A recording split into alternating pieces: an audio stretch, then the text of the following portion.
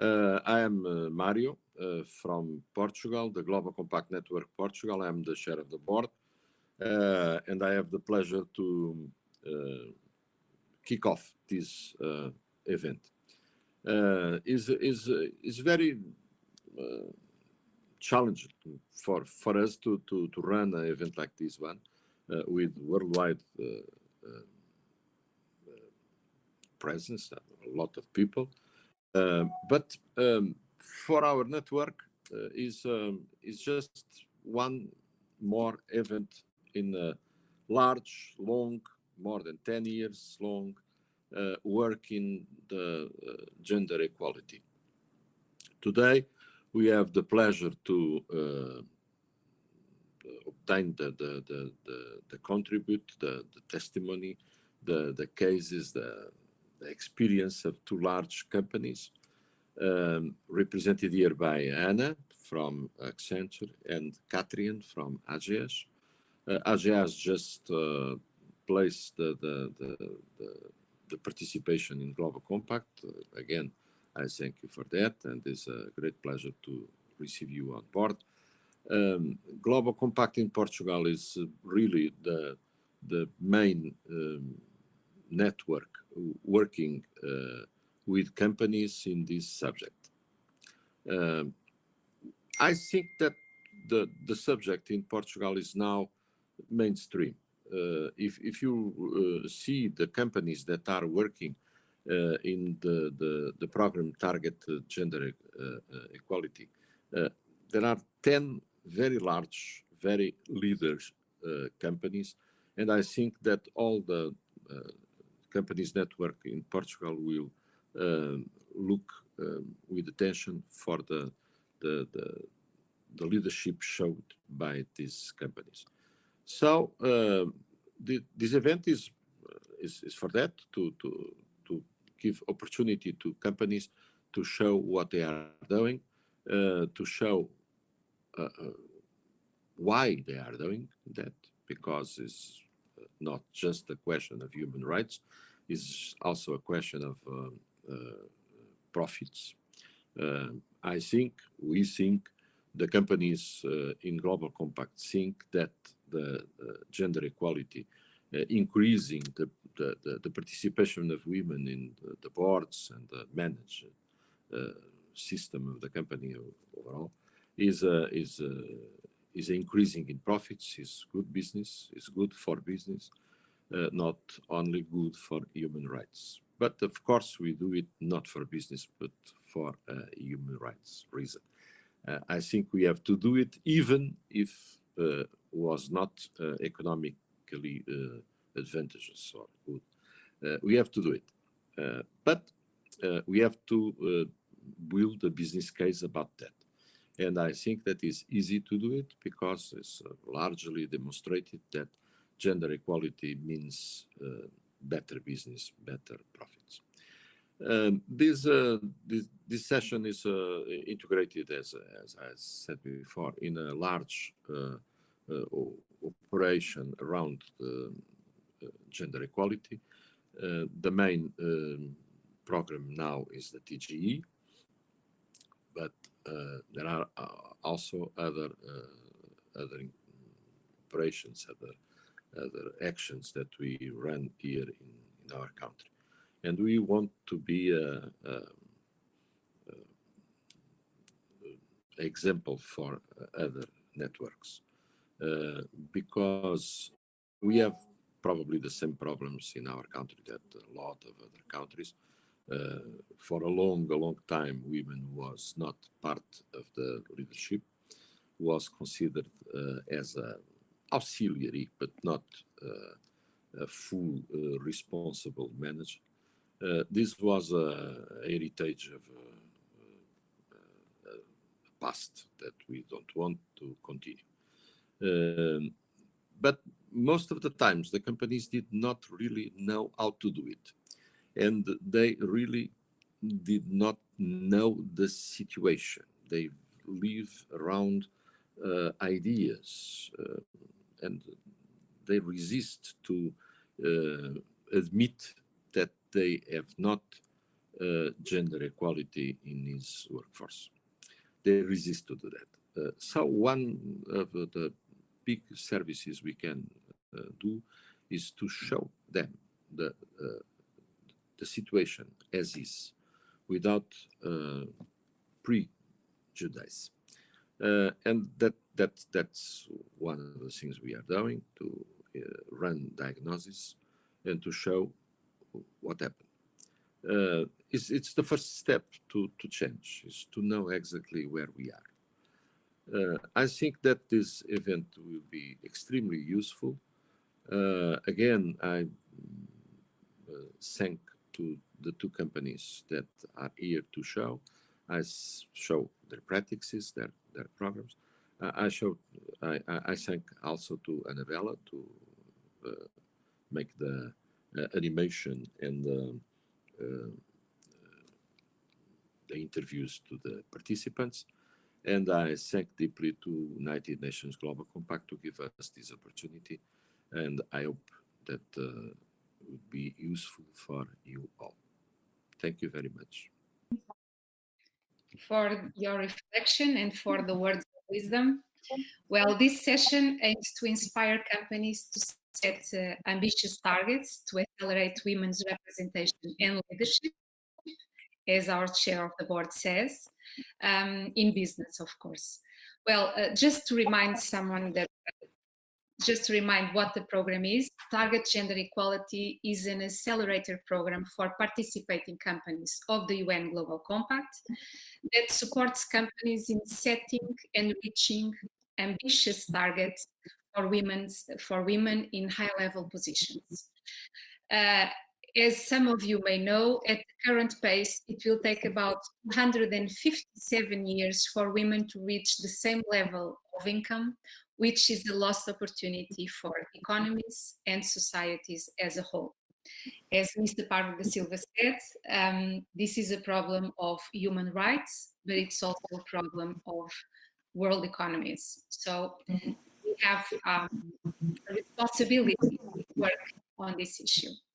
Latest studies from IFC, McKinsey, and even Morgan Stanley link women's leadership to better ESG performance, a decisive factor in today's markets, as you know. And although Portugal has 10 leading companies wanting to accelerate gender equality in law firms, retail, insurance, consultancy, energy, technology, and textiles within the program, today we have with us Ana Bernardes, Human Resources Director from Accenture Portugal, and Katrien, Strategy, Innovation and Sustainability Director of Ageas Portugal, which I welcome to the session. Can you come in, please? Technology issues, as always.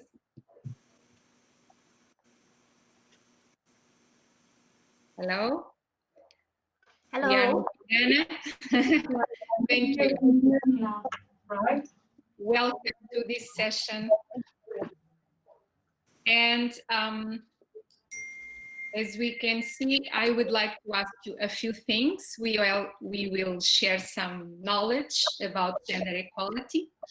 And I would start with Ana from Accenture Portugal with the first question.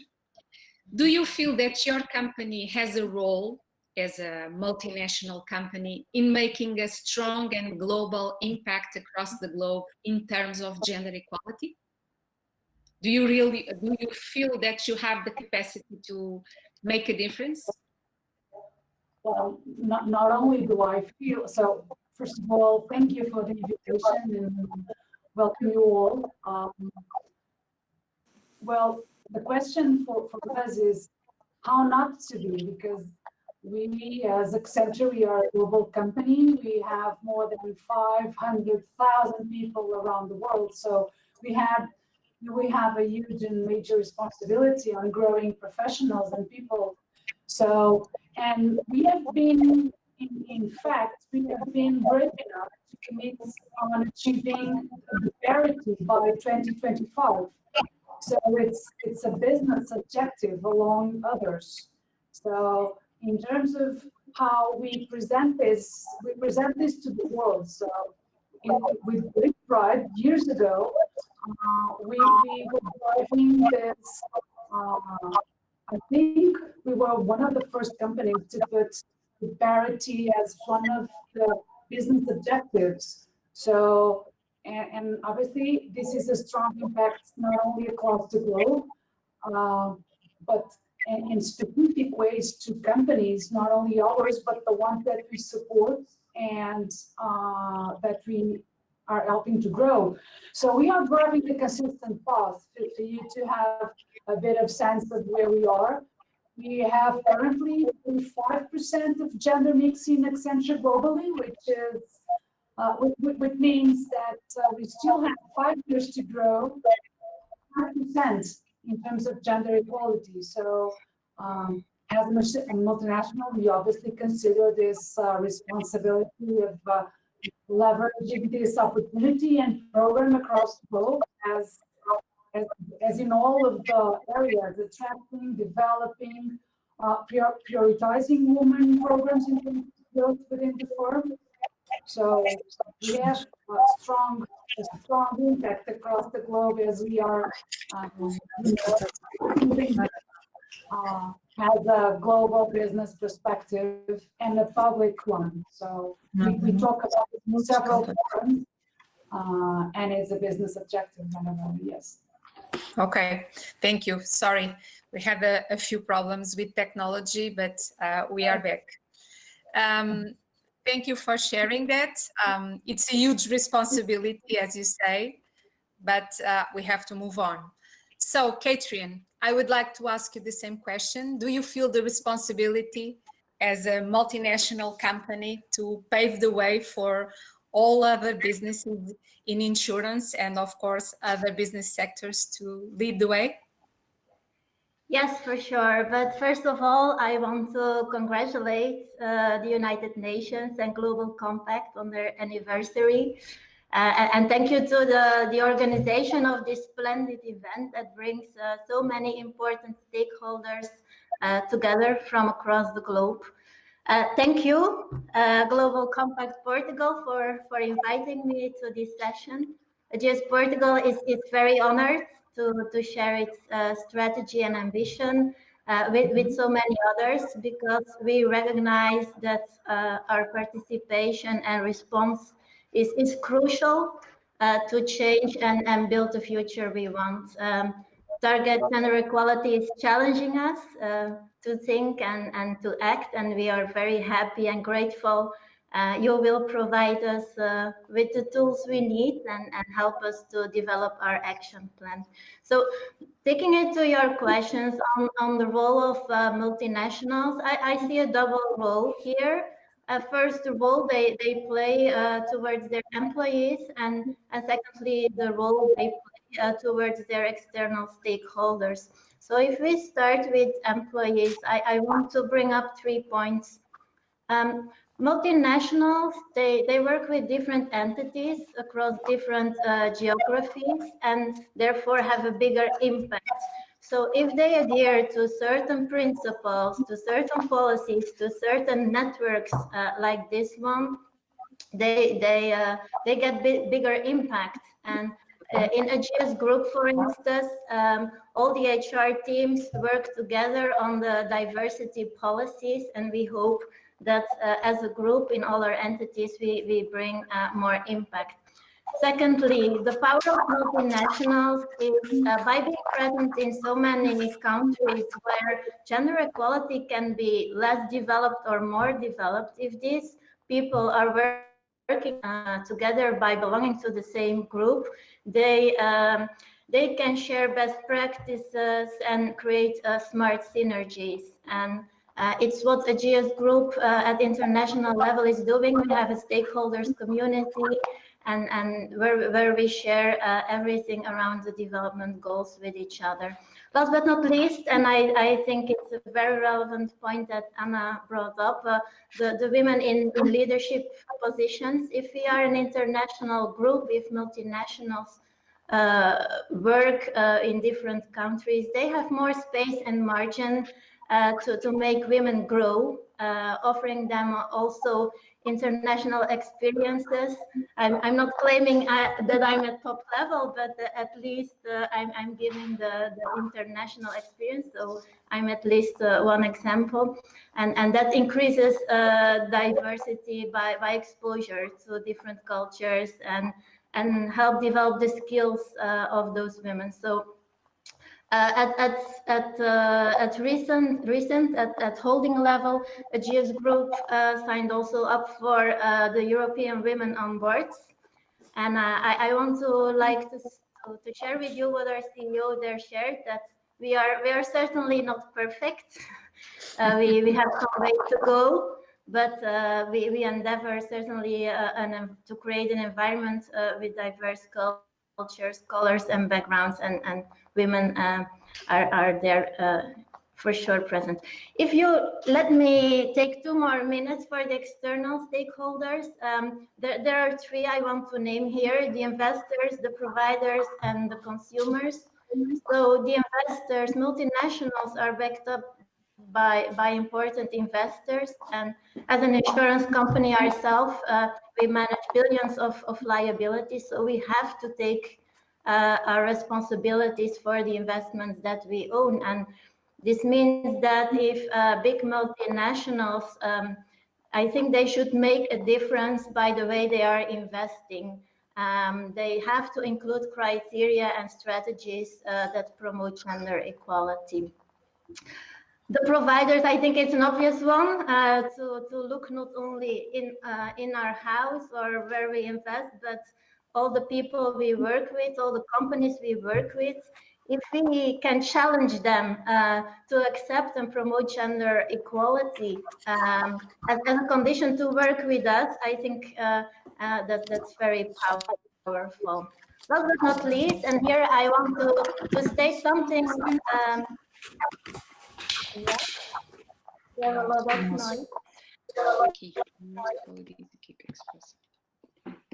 Yeah, I want to finish with the statement of Mary's Laurie. We saw her yesterday here on the platform, and she was saying customers are also women.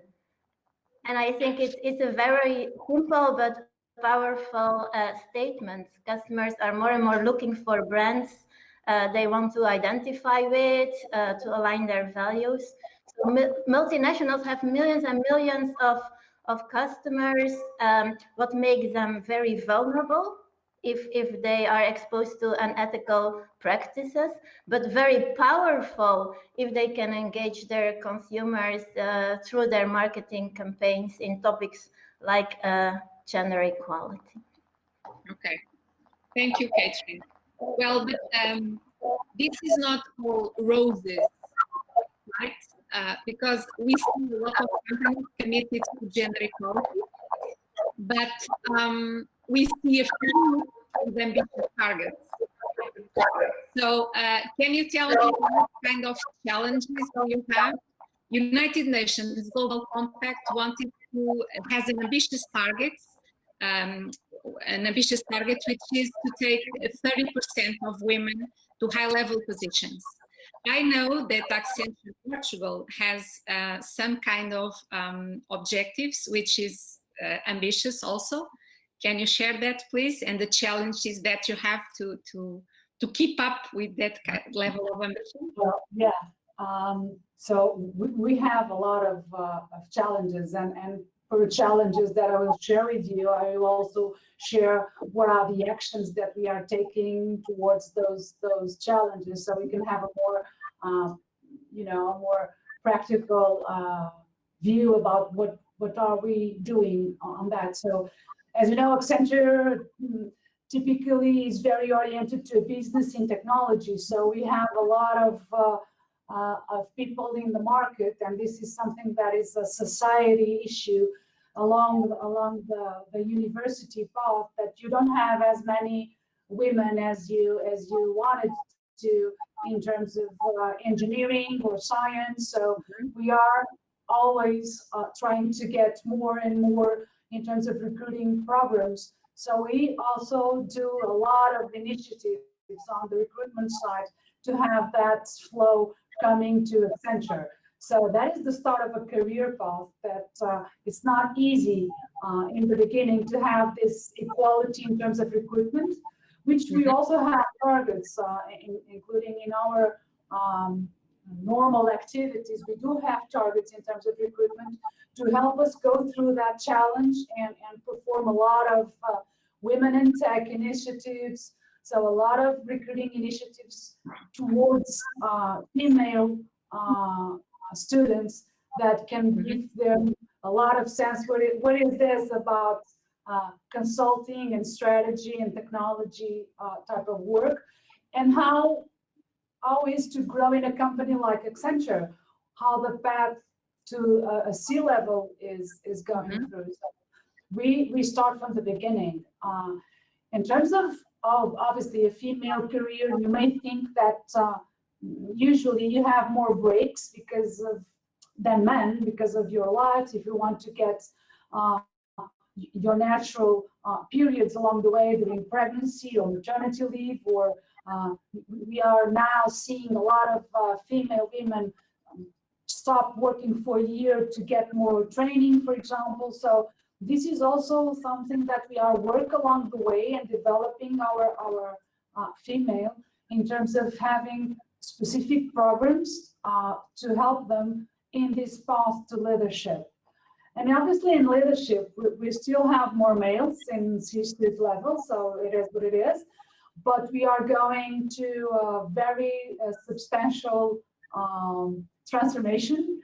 I can say, and I'm proud to say, that we already have 30% of our leaders, managing directors, are women. So hooray, this year we reached a very good objective. Because it's 25 along this past year, so we are 5% above, but there's a long way to go. We have, for example, programs, engagement programs for women that are in maternity leave, or that when they come, they feel that they have not spent a year outside the company. So they have a coach, they have a counselor that can share with them some experience and just build this path with her return. So we are answering this challenge really, Anabela, by preparing all of the women that we think that have potential, but also the ones that want to go at their own pace. So obviously we want to have more women becoming managing directors, but also have women that just have a need to have their own career path at their own pace. Okay. Thank you, Anna. And Katrien, please tell us, what kind of challenges do you face for women's representation and leadership? Yes, I nowadays for Ageas Portugal, we have a lot of challenges. The world is changing, and so businesses have to be flexible each time to adjust. But today I would like to share one insight and then 3 challenges. And starting with the insight, I would say gender equality is not only about reaching the ambitions in numbers of data. How many women do we have in our workforce? How many women do we have on our board?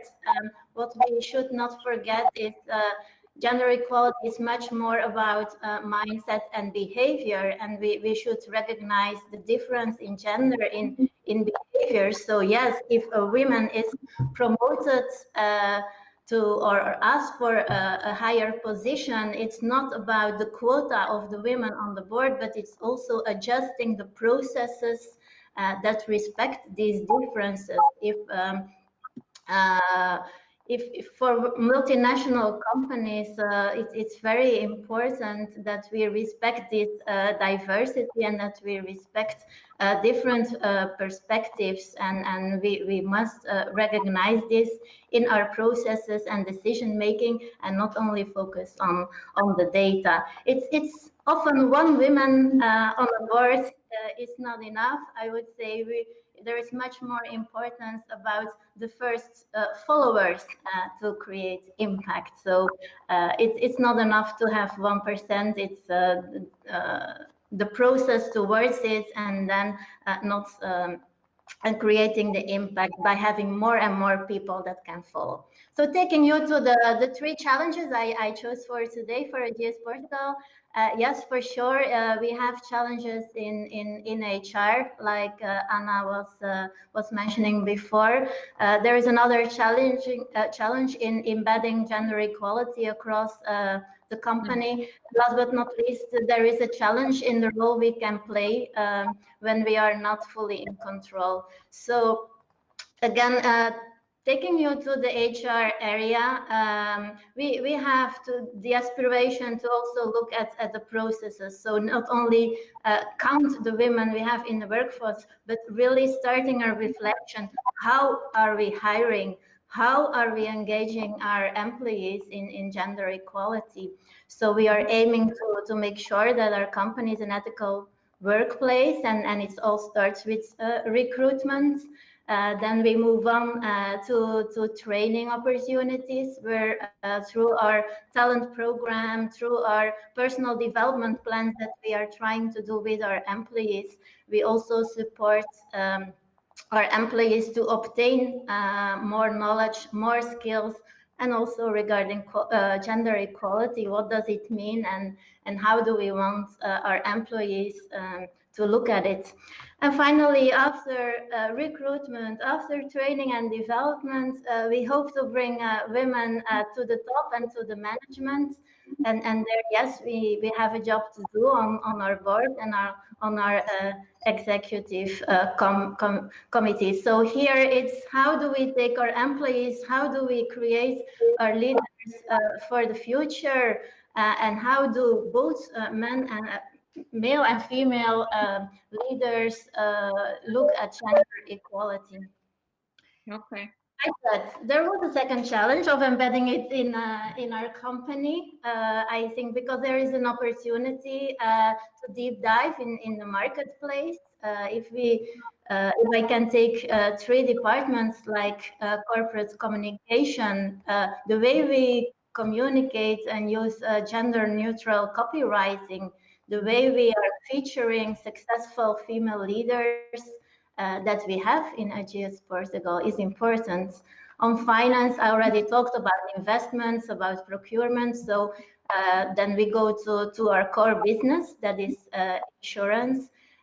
If we can there look at accepting and managing risks and create value proposition for specific gender groups, I think we have a challenge. For example, if we look at the nurses, they're majorly a female workforce. If we can offer options for maternal health and reproductive health, knowing that every 90 seconds somewhere in the world a woman is dying, what can we do in our business by the value propositions that we bring? I think it's very, very important that we also play gender equality there, and that we start to be meaningful and for our customers and sustainable as an organization. The last challenge, if you let me, was, okay, these are things that we can do within our company, but yeah, it's a journey. I will not say we are perfect. We are walking and we are working on it. But besides this, if we think about areas beyond our control, Ageas has a DNA of partnerships. We want to be there in education, in resource, in advocacy, to break these stereotypes and to empower women and girls in education, to bring them in the labor market and contribute to it, because in the end, we are an important player in the Portuguese market.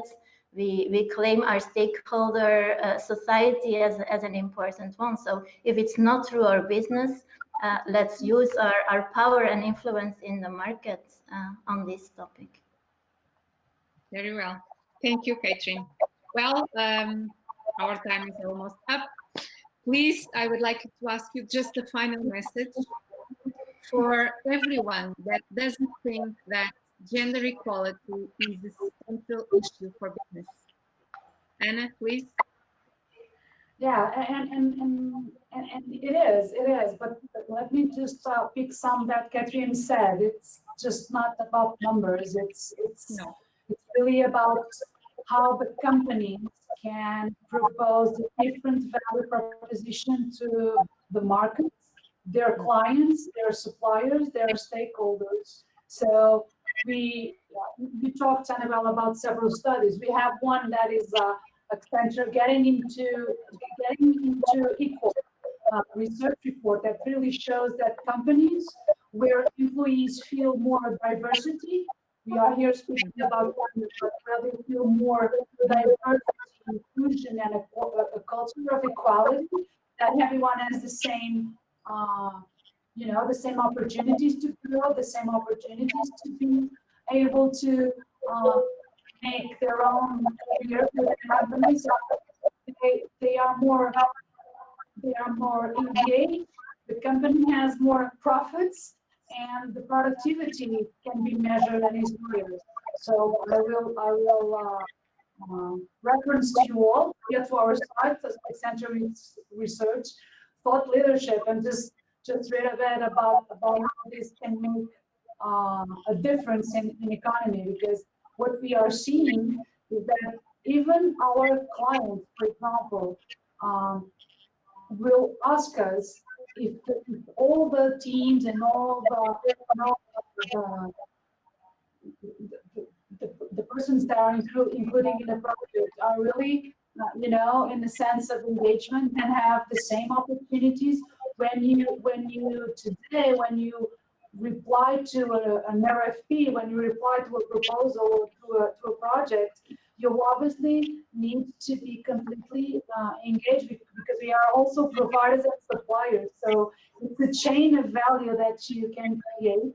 Having more diversity and inclusion will mean that you have, as Katrien was saying, you have the same opportunities for everyone. Obviously, you need to build up some specific programs to guarantee gender equality, because our past is not very, very good in terms of having women, assessing women. If you can recall, 50 years ago, they stayed at home and men went to war. So it's not that long that we have countries that still don't have women working because of their culture. So it's a long, long way to go.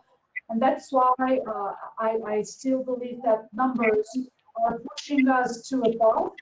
And in the future, there will not be that need. But I think for the economic point of view, in terms of how the society will grow, in terms of as a civilization, I may say, it will be like having all of us in a more diverse, inclusive, and equal society. Okay, a more balanced world, right? Absolutely. Excellent. Katrien, some final words, please. I think it's our evolution depends on it. I think so. I believe so. I believe so. Sorry, Katrien, some final words about this as a central topic. Some final words. I would even say some final figures.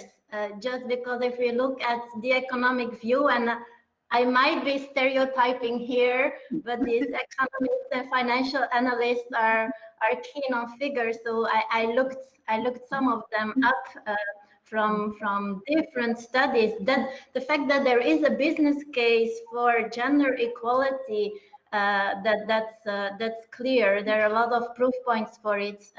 So here, if we look at the key indicator, which is GDP.